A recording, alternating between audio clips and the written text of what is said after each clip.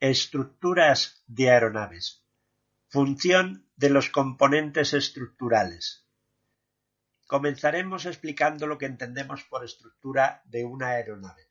Cuando hablamos de la estructura de una aeronave, nos estamos refiriendo al conjunto de elementos cuya misión es soportar las distintas cargas que actuarán sobre el aparato desde su construcción hasta que deje de ser utilizado, esto es, durante su vida operativa, y evitar que las deformaciones experimentadas por las distintas partes de la aeronave bajo la acción de estas cargas puedan afectar a la seguridad de la operación.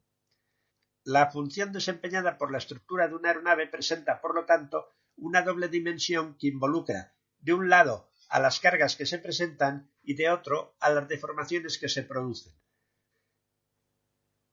Al hablar de cargas, podemos distinguir las cargas exteriores, entre las que se encuentran las fuerzas aerodinámicas, como la sustentación y la resistencia, las fuerzas propulsivas, debidas a la planta propulsora, y las fuerzas básicas, como el peso o las fuerzas de inercia. Podemos distinguir también las cargas en vuelo, como las debidas a las maniobras o las ráfagas de viento, y las cargas de tierra, que se producen en el aterrizaje o en los desplazamientos del avión por el aeropuerto. También se pueden mencionar otras cargas como las de presurización de la cabina, necesarias en los reactores comerciales, cuyo vuelo de crucero se desarrolla típicamente entre los 30.000 y los 40.000 pies de altitud. Además, habrá que tener en cuenta, para analizar su efecto sobre la estructura, que la mayoría de las cargas no son puntuales, sino que están distribuidas por el avión. Así, por ejemplo, la sustentación del ala se puede representar como una carga puntual o aproximarla como una distribución de cargas puntuales a lo largo de la envergadura, tal como se indica en la semiala derecha de la siguiente animación, o una distribución tanto a lo largo de la envergadura como de la cuerda de los distintos perfiles, como se representa en la semiala izquierda. Todas estas cargas exteriores van a dar lugar a cargas interiores de la estructura que se van a traducir en unas tensiones y deformaciones que la estructura deberá soportar sin que se vea afectada la seguridad de la operación. Para entender mejor lo que acabamos de exponer, vamos a imaginar una viga metálica de sección transversal recta en doble T. Supondremos que el eje de la viga es perpendicular a un muro vertical en el que se encuentra empotrado uno de los extremos de la viga. En el fondo, la estructura del avión podría considerarse como la unión de varias de estas vigas. A la izquierda de la siguiente animación podemos ver el avión y a la derecha el modelo estructural basado en la unión de varias vigas de distintos tamaños. Para presentar distintos estados de carga a los que se puede someter la viga, aplicaremos en el extremo libre de la misma una carga representada por un vector de color rojo cuyo tamaño será proporcional a la magnitud de la carga aplicada. Si la dirección de la carga coincide con la del eje longitudinal de la viga, tendremos un estado de tracción, si tiramos de la viga, o de compresión, si empujamos la viga contra el muro. Si en cambio la carga es perpendicular al eje de la viga, tendremos un estado de carga de flexión. Si la carga es vertical, la flexión tendrá lugar en el plano vertical. Si es horizontal, en un plano horizontal. Y si está inclinada, en un plano inclinado. Si en lugar de aplicar una única carga, lo que aplicamos en el extremo de la viga es un par, que podemos materializar como dos cargas perpendiculares al eje longitudinal de la viga, separadas entre sí una cierta distancia y de igual magnitud, pero sentidos opuestos, tendremos un estado de torsión.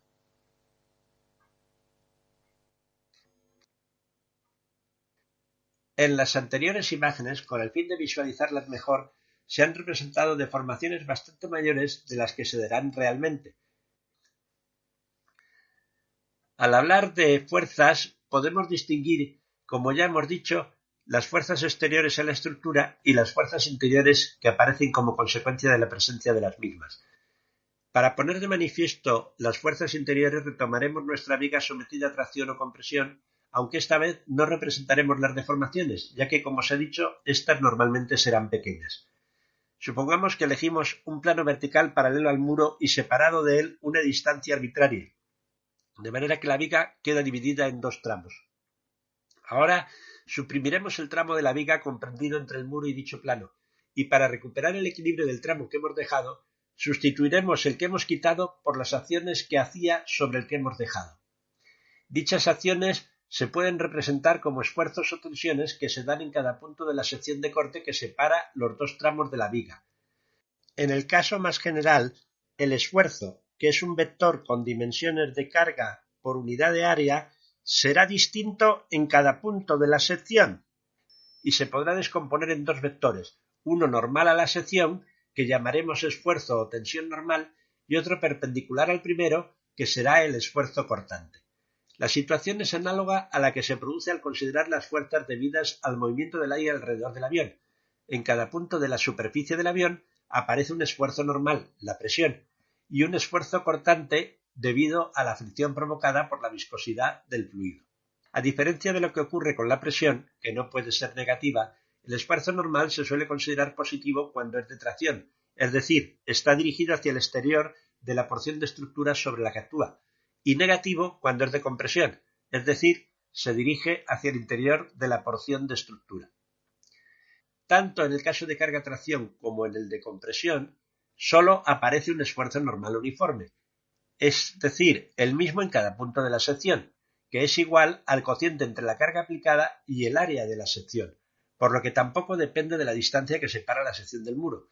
Por eso, al aumentar la carga aumenta el esfuerzo, tal como se puede ver en la animación. Si el caso de carga es de flexión, por ejemplo en el plano vertical, la distribución del esfuerzo normal en cada punto de la sección deja de ser uniforme, como se muestra en esta animación. La distribución de esfuerzos normales debida a la flexión presenta ahora una línea recta que denominamos línea neutra, en la que el esfuerzo normal es nulo. A medida que nos alejamos hacia arriba o hacia abajo de la línea neutra, el módulo del esfuerzo normal crece proporcionalmente con la distancia a la línea neutra. A un lado de la línea neutra, el esfuerzo normal es positivo, es decir, de tracción, y negativo o de compresión al otro lado.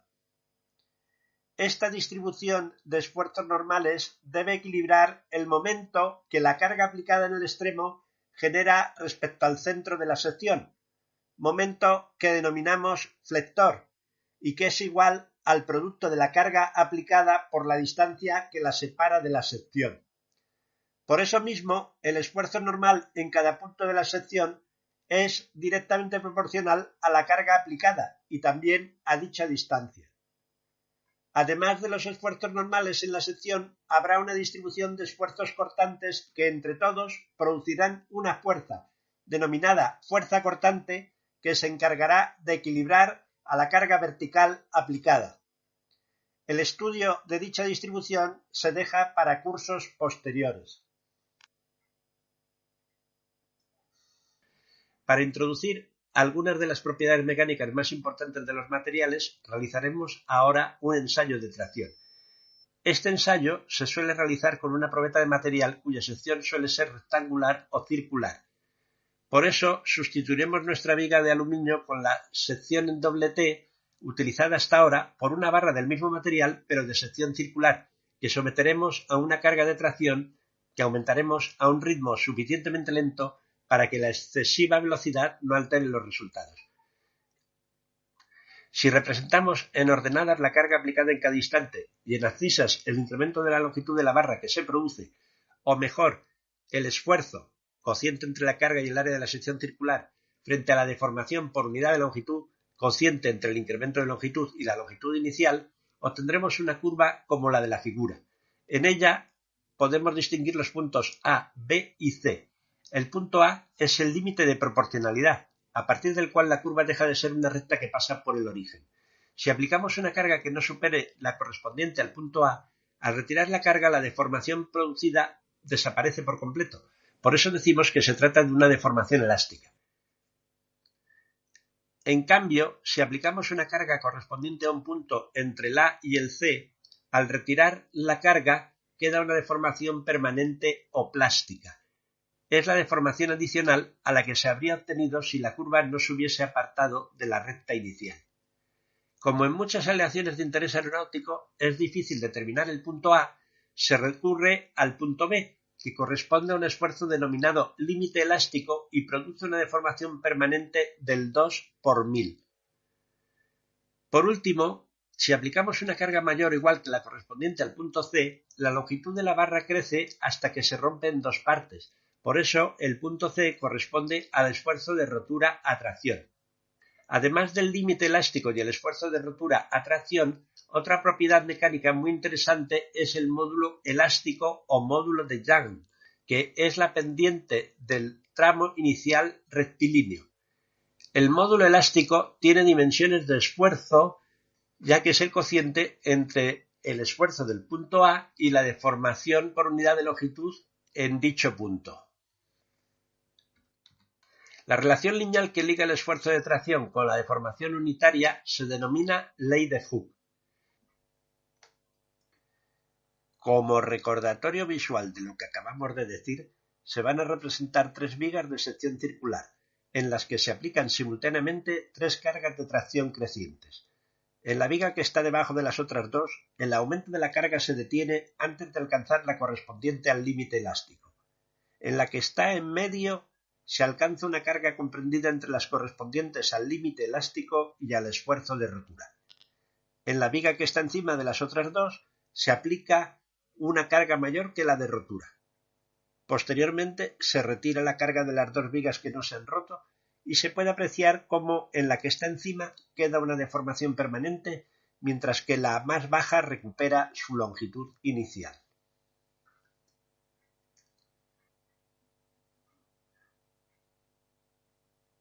Ya que hemos hablado de la rotura de la viga por superarse el esfuerzo de rotura, mencionaremos otras dos maneras de llegar a la rotura de la estructura. La primera es la rotura por pandeo y la segunda la rotura debida a fatiga. La rotura por pandeo de una viga se produce cuando se aplica una carga de compresión cuyo valor se acerca o supera un valor crítico denominado carga de pandeo. Como se puede ver en la siguiente animación, la carga de compresión aplicada genera en la viga una flexión que acaba dando lugar a la rotura de la misma. Esa flexión se debe a que el eje longitudinal no es perfectamente recto, sino que se separa ligeramente de la línea recta, ya sea por ligeros defectos de fabricación o por la acción de otras cargas no necesariamente grandes. Obsérvese cómo la viga que queda en el suelo tiene una deformación permanente que pone de manifiesto que además de alcanzarse el esfuerzo de rotura, se ha superado el límite elástico en una porción importante de la viga. El pandeo no necesariamente se da en el plano vertical, sino que puede darse en el horizontal o en un plano inclinado. De hecho, dada la geometría de la viga concreta que estamos representando, es más probable que el pandeo se produzca en el plano horizontal, como puede verse en la siguiente animación. La rotura por fatiga se debe a la aplicación cíclica de cargas. Aplicación cíclica que en el caso de un avión es totalmente inevitable. Pensemos, por ejemplo, en los sucesivos ciclos de presurización, despresurización de la cabina, o en las cargas producidas por los numerosos aterrizajes, o también por el paso del avión en tierra al avión en vuelo, o las sucesivas maniobras que se dan en el vuelo, o las distintas ráfagas de viento que aparecen. Si cargamos y descargamos a tracción nuestra viga un número suficiente de veces, podemos llegar a la rotura sin necesidad de alcanzar el esfuerzo de rotura. El número de veces que debe aplicarse y retirarse la carga, el número de ciclos puede ser muy grande, millones de veces, o muy pequeño, dependiendo de la magnitud del esfuerzo, de manera que disminuye a medida que aumenta el esfuerzo aplicado. Un solo ciclo es suficiente si el esfuerzo aplicado coincide con el de rotura. Disposición estructural del ala y superficies estabilizadoras. Introduciremos en este apartado el tipo de construcción estructural utilizado generalmente en la aviación. Se trata de las estructuras semimonocasco. Tanto la estructura del fuselaje como la de las alas y los estabilizadores horizontal y vertical suelen ser del tipo semimonocasco. Comencemos, por ejemplo, con el ala. Podríamos considerar un ala maciza, en la que todo el volumen comprendido entre el estrados y el intrados fuese, por ejemplo, una aleación metálica. Esto, además de dejarnos sin espacio para los tanques de combustible, daría lugar a un pobre aprovechamiento de las propiedades mecánicas del material y a un peso excesivo. Una mejora consistiría en hacer una estructura monocasco, en la que el extra-2 y el intra-2 tuviesen un espesor suficiente para soportar las cargas. De esta manera disminuiríamos considerablemente el peso de la estructura y podríamos aprovechar el volumen interior del ala para transportar combustible. Pero hay otra posibilidad que resulta más atractiva desde el punto de vista aeronáutico porque permite reducir el peso total de la estructura. Consiste en disminuir el espesor del casco todo lo que sea posible y compensar el debilitamiento que naturalmente tiene lugar reforzando el revestimiento, esto es, la delgada pared del casco que resulta tras disminuir su espesor, con un armazón formado por elementos longitudinales y transversales. Los elementos longitudinales tendrán una dimensión mucho mayor que las otras dos, es decir, el largo será más grande que el alto y el ancho, y discurrirán a lo largo de la envergadura del ala. Los habrá de dos tipos, larguerillos y largueros. Los elementos transversales se llamarán costillas y tendrán una de las tres dimensiones mucho menor que las otras dos, mientras que su orientación será aproximadamente perpendicular a los elementos longitudinales. Para describir la estructura semimonocasco del ala, vamos a representar una porción de ala comprendida entre dos planos perpendiculares a la línea que une los puntos 1/4 de la raíz y de la punta del ala. En la siguiente animación se han utilizado distintos colores para cada uno de los elementos de la estructura del ala: naranja para el revestimiento, amarillo para los larguerillos, verde para las costillas. En el caso de los dos largueros del ala, el anterior, esto es, el más cercano al borde de ataque, y el posterior, más cercano al borde de salida, se han representado en rojo los cordones superior e inferior de cada uno, en malva el alma y en azul los montantes. La misión de los larguerillos es aguantar cargas de tracción y compresión según su eje longitudinal y aumentar la carga de panteo del revestimiento. Al soportar tracción y compresión, equilibran las cargas debidas a la flexión del ala provocada por la sustentación. La misión de las costillas es mantener la forma de los perfiles aerodinámicos, aumentar la carga de panteo de los larguerillos y del revestimiento y permitir la distribución de cargas concentradas importantes, como por ejemplo las procedentes de los motores instalados en el ala. Los largueros aguantan cargas de tracción y compresión con sus cordones superior e inferior y esfuerzos cortantes verticales con su alma. El revestimiento aguanta esfuerzos cortantes y cargas de presión. Las almas de los dos largueros, junto con el revestimiento del extra-2 y el revestimiento del intra-2 comprendidos entre los mismos, constituyen el cajón de torsión, que, como su propio nombre indica, aguanta los esfuerzos cortantes y en particular los debidos a las cargas que producen torsión. A la hora de diseñar el ala, la zona de extra-2, que normalmente va a soportar compresión, tendrá problemas de estabilidad a pandeo, mientras que el diseño de la zona de intra-2 estará dominada por los requisitos de fatiga. Disposición estructural del fuselaje. El fuselaje también es una estructura semimonocasco, en la que sigue habiendo un revestimiento reforzado por larguerillos y elementos transversales que, en este caso, se denominan cuadernas en lugar de costillas. Al igual que en el caso del ala, para describir la estructura semimonocasco del fuselaje, vamos a representar una porción del mismo comprendida entre dos planos perpendiculares al eje longitudinal del mismo. En la siguiente animación se han utilizado distintos colores para cada uno de los elementos de la estructura del fuselaje: rojo para el revestimiento, amarillo para los larguerillos, verde para las cuadernas. Además, se han representado en color malva las vigas que soportan el piso de la cabina de pasajeros y de las bodegas de carga. La misión de los larguerillos es aguantar cargas de tracción y compresión según su eje longitudinal y aumentar la carga de pandeo del revestimiento.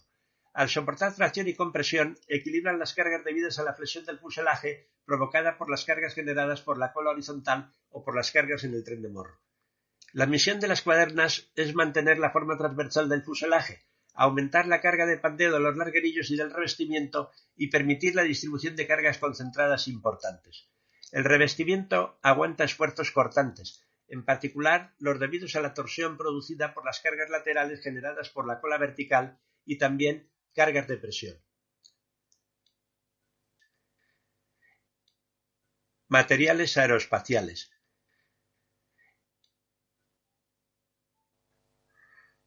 Hemos introducido algunas propiedades mecánicas de los materiales. Si nos planteamos cuál es el peso de una barra de longitud L dada, que debe soportar una carga de tracción P conocida, sin superar el límite elástico sigma sub 0,2 del material, veremos que la respuesta es que el peso es igual al producto de la densidad del material, ρ, por el volumen de la barra, esto es, el producto de su longitud L por el área de su sección A. A su vez, esa área es el cociente entre la carga de tracción P y el límite elástico sigma sub 0,2, por lo que finalmente el peso es el producto de la carga aplicada por la longitud de la barra y por el cociente de la densidad entre el límite elástico. Como consecuencia del anterior, para conseguir un peso menor para una carga y longitud dadas, lo que debe ser alto no es el valor del esfuerzo que es capaz de soportar el material, sino el cociente entre dicho esfuerzo y la densidad del material. Por eso, aunque las aleaciones de aluminio soportan esfuerzos claramente menores que los aceros, al dividir entre la densidad, la situación se iguala, como se puede ver en la tabla, o incluso se invierte, dependiendo del tipo de aleaciones concretas utilizadas. Esto, unido a otros factores que no vamos a exponer en este momento, ha hecho que durante muchas décadas las aleaciones de aluminio hayan dominado el panorama de las estructuras aeronáuticas. Pero la última fila de la tabla también justifica por qué, desde hace ya varias décadas y a medida que la investigación de estos materiales ha progresado, se ha ido avanzando en la sustitución de las aleaciones metálicas por materiales compuestos. Estos suelen estar formados por fibras de gran resistencia y baja densidad que se distribuyen por capas con distintas orientaciones y son embebidas en una matriz, por ejemplo, de resina epoxi. Estas fibras tienen mucha resistencia en la dirección longitudinal de las mismas y poca en direcciones perpendiculares. Esto significa que presentan una fuerte anisotropía, a diferencia de lo que ocurre con las aleaciones metálicas, que tienden a tener propiedades similares en cualquier dirección y por lo tanto a la isotropía. Aprovechándose de dicha anisotropía y apilando diversas capas de material orientadas según las direcciones más convenientes, se pueden conseguir reducciones de peso importantes, al conseguir estructuras que en cada uno de sus puntos aprovechan mejor las propiedades mecánicas disponibles.